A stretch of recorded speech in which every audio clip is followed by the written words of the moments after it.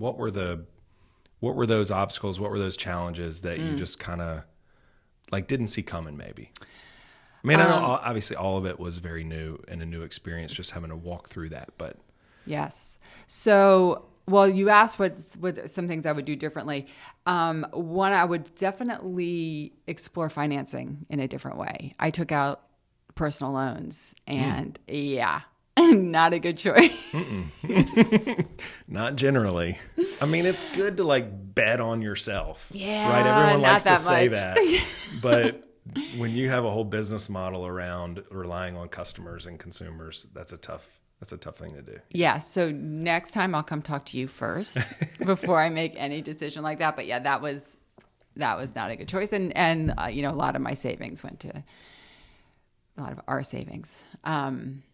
So that, I just was very naive, excited and naive, and I'd had a private practice, but that's really different. It's a one person practice. It just is different from opening up a retail store. So, the other piece is that, I think the hardest part and the most important part, is staffing, having good employees who are, who you can rely on, who are engaging, and also recognizing, and this probably took me a little while to learn. I mean, as a therapist, I use those skills a lot, and just how I talk with people, how I can, engage kind of with a lot of different kinds of people in different stages of their lives and kind of in different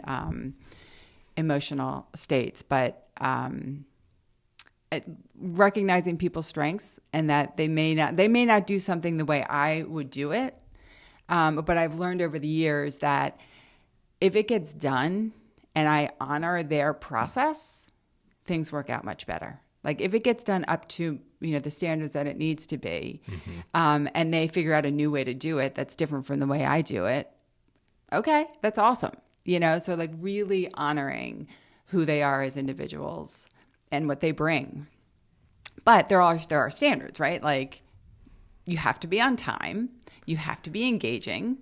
You can't, there's basic standards. You need to keep the store clean. Yeah. Some of that surprises me a little bit. I mean, because you're a very driven person.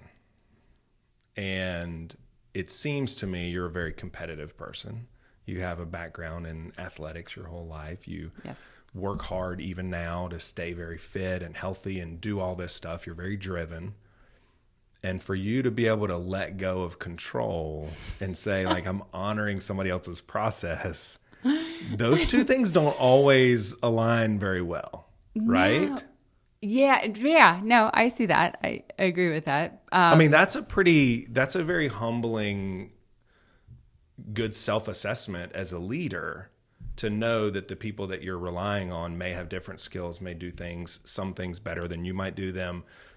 Or not as good as you might do them, but they still get the result that you want. Yes. Like that's a real challenge to get to that place. Yeah. Yes. I would imagine so. It has been a process. And that's why most of us can't lead people or manage people, because we don't like to do that. Yeah. Well, right? The other thing is, I also got to a point where I was like, I can't micromanage everything. It was exhausting. Right? I would get anything that happened at the store, whether I was there or not, I would be getting a text about it. Oh, I can't find this. Oh, I can't find that. What about this? This doesn't look right. And so it was making me crazy. Mm-hmm. So it really was maybe self-preservation, where I was like, look, this, and also putting systems in place. This is how it's done. Yeah. Writing up those systems. In a lot of ways, when you sign on with a franchise, you're hoping those systems come with the franchise. Not so much. I signed on to 2 brand new franchises that had no systems in place. So everybody's trying to create the systems. Yes. No tried and true ways, nothing. No best practices. No. It's just like, that's a good idea. We never thought of that. Yep. And it's still happening. Well, you did that with 3 at one time. So. 3 at one time, right? And I had no systems in place. Right. It was really crazy.